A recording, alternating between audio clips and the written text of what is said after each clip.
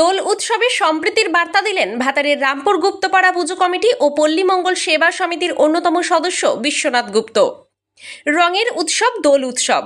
দোল উৎসব এলেই মনে পড়ে শান্তিনিকেতনের দোল উৎসবের কথা। বর্তমানে শান্তিনিকেতনের আদলে দোল উৎসব ছড়িয়েছে গ্রাম বাংলাতেও। শুক্রবার পূর্ব বর্ধমানের ভাতারের রামপুর গ্রামে রামপুর পল্লী মঙ্গল সমিতি ও গুপ্তপাড়া পুজো কমিটির উদ্যোগে শান্তিনিকেতনের আদলেই পালিত হলো দোল উৎসব। উৎসবের আনন্দ সকলের মধ্যে ছড়িয়ে দেওয়ার লক্ষ্যেই একে অপরকে নানান রঙে রাঙিয়ে আয়োজন করা হয় এই দোল উৎসব।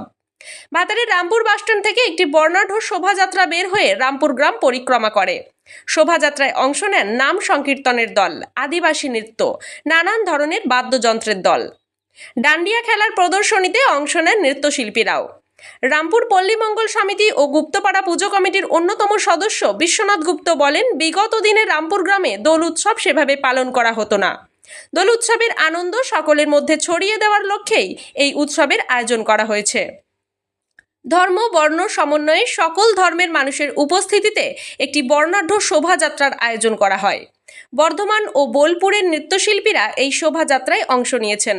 শোভাযাত্রাটি গ্রাম পরিক্রমার পর রামপুর গুপ্তপাড়ায় একটি সাংস্কৃতিক অনুষ্ঠানেরও আয়োজন করা হয়। পাশাপাশি দোল উৎসব উপলক্ষে সম্প্রীতির বার্তা দেন বিশ্বনাথ বাবু। ভাতার থেকে শেখ মিলনের রিপোর্ট, সোজা কথা নিউজ, পূর্ব বর্ধমান।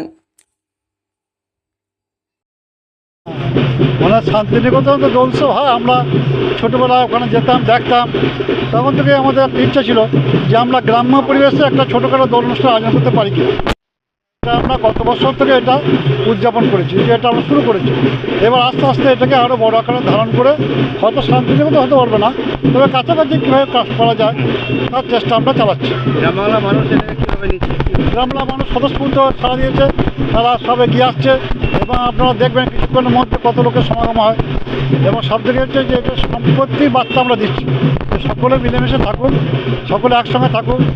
ছোট লোক, ছোট বড় সমস্ত ভেদাভেদ বলে আমরা যে এক জায়গায় আছি তার প্রমাণ করার জন্য হরি উৎসব, এবং সেটা দেখাতে চাইছি যে মানুষের পাশে আমরা সবসময় আছি। এখনকার সময়ে সাম্প্রদায়িক সম্প্রীতিকে আঘাত করতে এক শ্রেণীর মানুষ যারা কঠোরভাবে এগিয়ে এসছে, কিন্তু আজকে দেখতে পাচ্ছি সকল সম্প্রদায়ের মানুষকে সঙ্গে নিয়ে আপনি দোল উৎসব পালন করছেন। কোন ভাবনা থেকে এলো এটা আপনার মাথায়? আমার এটা এলো যে দেখুন, আমরা তো সবসময় মানুষের পাশে থাকতে চাই। তা মানুষকে যেমন মানুষের সেবা করবো, মানুষের পাশে থাকবো, সেরকম মানুষকে কিছু আনন্দ দেওয়া দরকার। তাই এইরকম ছোটো ছোটো বিভিন্ন অনুষ্ঠানের মাধ্যমে মানুষের মনে আনন্দ প্রদান করা। যে মানুষ তো সারাদিনই কর্মব্যস্ত, সব কিছু রোগ অসুখ বিষয় নিয়ে পড়ে থাকে, তা কিছু তো আনন্দ দরকার। তা হোলি এই একটা উৎসব, যে উৎসব সম্প্রীতি এবং সমস্ত কিছু বজায় রাখতে পারে, তার মাধ্যমে আমরা এটাকে প্রচার চালাচ্ছি।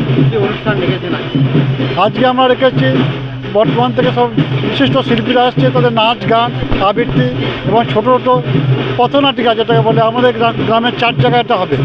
প্রত্যেকটা জায়গায় 8 ঘন্টা করে অনুষ্ঠান হবে এবং বিভিন্ন রকম হোলি উৎসবের নাচ গান আবৃত্তিগুলো হবে।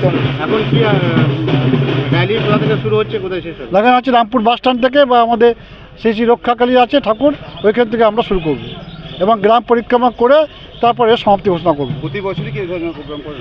এটা আমার 2 বছর চলছে এটা, এই হোলি উৎসবটা। চেষ্টা করছি আগামী দিনে এটাকে আরও বড় আকারে করা যায় কিনা, বা পার্শ্ববর্তী গ্রাম যদি স্বতঃস্ফূর্ত এগিয়ে আসে, তারা যদি সাহায্য করে, তাহলে আমরা আরও বৃহৎ আকারে এটাকে নিয়ে যাওয়ার চেষ্টা করব। একদিকে দেশ জুড়ে দোল উৎসব পালন হচ্ছে, অন্যদিকে মুসলিম সম্প্রদায়ের মানুষদের রমজান মাস চলছে। কি বার্তা দেবেন আজকে এই দিন থেকে?